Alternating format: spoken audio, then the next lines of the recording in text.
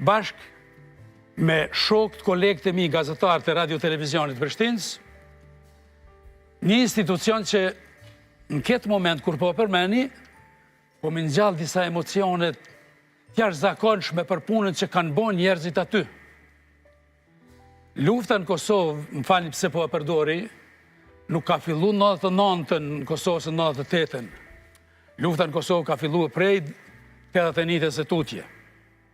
Do të thonë është një luftë kontinuele, anti-shqiptare, dhe që na ka mësu.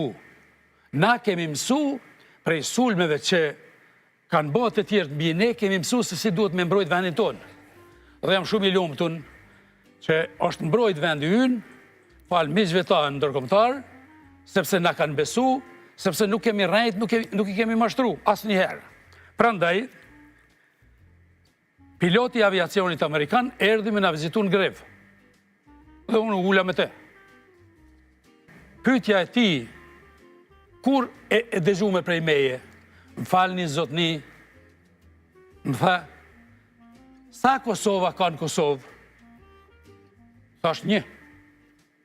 E nëse është një Kosovë, toke juja, kur e keni ndërmen me e kuptue, se ju duhet me përkra vendin e juj, sepse pa e përkra ju vendin e juj, nuk keni përkraje nga Amerika. Kjo është shumë e thjeshtë. Thash të falendroj shumë, dhe ja shkërova letrën leks. Mëse unë dava për ti. Thash Amerikani, i ndëru invalid i luftës Vietnamit, ma dha një mesazh të tillë.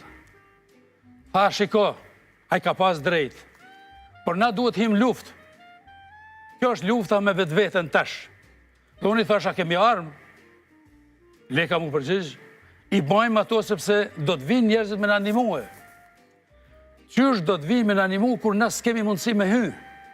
Tha, më falë, unë i takoj ma shumë se ju, asaj që është liri e Kosovë, sepse na duhet me fillu. Dhe në këtë skenar, ka ndodhur dhe ngjarje në Kosovë. Po ju tham një informacion që jam i lumtur që e di.